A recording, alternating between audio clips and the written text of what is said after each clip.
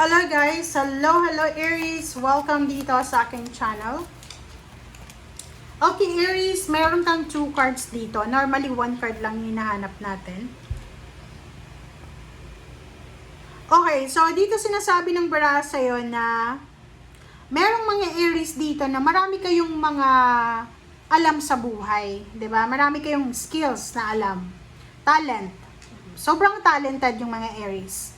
But sinasabi ng bara sa inyo dito because of maybe mahiyain ka or because ano ba yung problema mo, siguro hinahayaan mo na lang na hindi ma-discover kung ano yung talent mo. So, sinasabi ng bara sa iyo na sa current situation mo, you need to show the world kung ano yung kaya mong maibigay, kung ano yung skills mo, kung ano yung kaya mong mai-contribute sa mundo. Parang ganun. Pwedeng ang problema mo sa past mo is yung palagi kang nasa likod. Nasa likod ka. Ayaw mong ipakita sa mundo kung gaano ka kagaling. Diba? Parang sa Pinoy Big Brother yan eh. Kita mo, diba? New Moon and Leo, shine. Diba? So, resonated siya dito. Yung 3 cards mo, sinasabi dyan sa'yo, Aries, na oras na para mag-shine ka. Oras na ipakita mo, oras na para ipakita mo kung gaano ka kagaling sa trabaho, sa negosyo, sa relationship, or sa kung ano man na field, or kung ano man na kailangan mong ipakita, pakita mo na.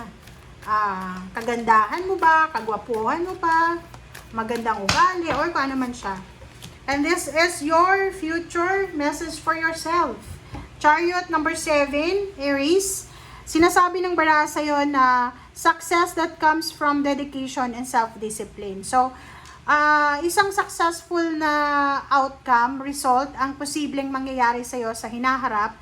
But this result came from dedication and self-discipline. So, habang ngayon, di ba, sa current situation mo, kung gusto mo daw na makuha yung chariot, kung gusto mo makuha yung success, kailangan dedicated ka na ngayon sa kasalukuyan and disiplinado mo yung sarili mo.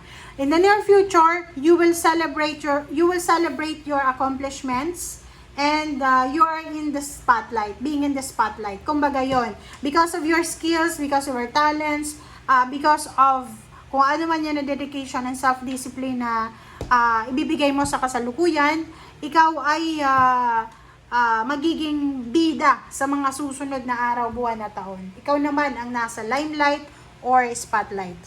Pwedeng sisikat ka or maybe maraming tao yung hahanga sa'yo.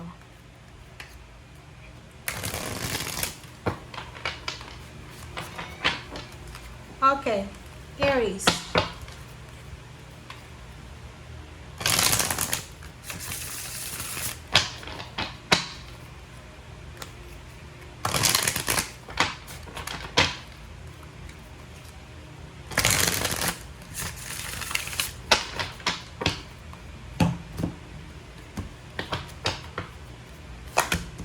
Okay, Aries, Queen of Pentacles, Page of Swords. Wow!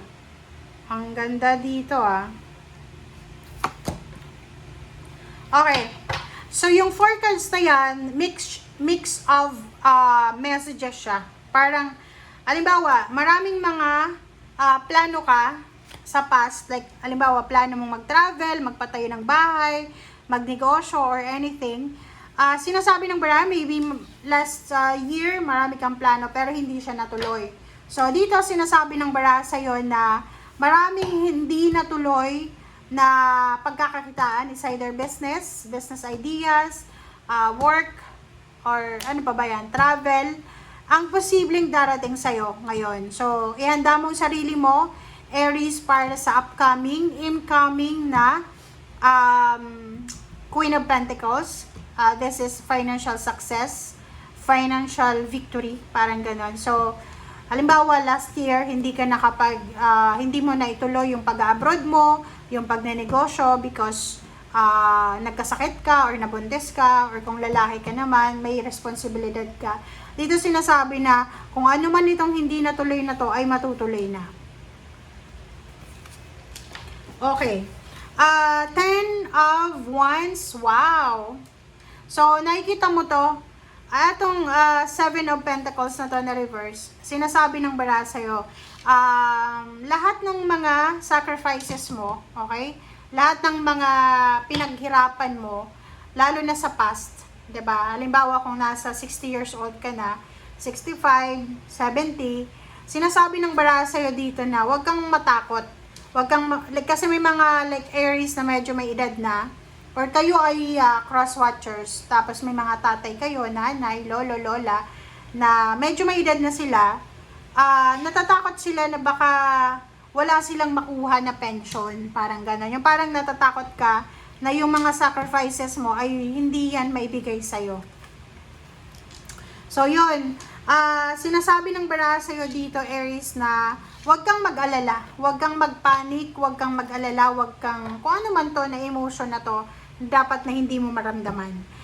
Ang nakikita ko rin sa'yo dito, siguro this is your trauma. This is your trauma. Maybe, like for example, may mga Aries na nakatagpo kayo ng isang employer or company na trinabaho nyo na yung trabaho na yan, or maybe may business ka, freelancer ka or self-employed. Ginawa mo na, tinapos mo na yung trabaho, pero hindi ka binayaran. So, kung kaya parang yun yung trauma mo na, kaya hindi ka na masyadong nagtitiwala ngayon sa mga tao. Okay, victory and success. Wow. The Emperor. Ang ganda ng baraha mo. The Hermit. Oh.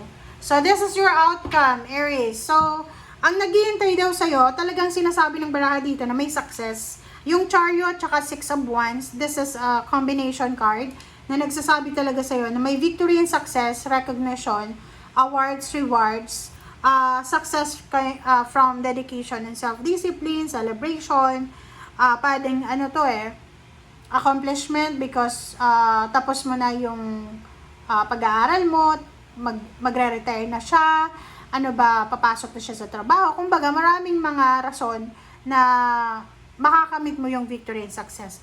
Ito din, sinasabi pwedeng empowerment. So, yun nga, pwedeng nawalan ka ng trabaho, nag-level up dati yung mga katrabaho mo, tapos ikaw din lang yung hindi na-promote.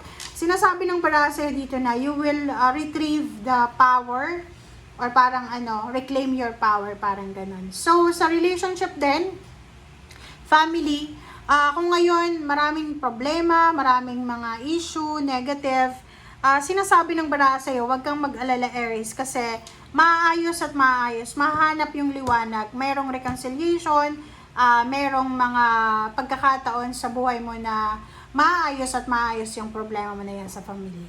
Okay? Thank you guys. Bye!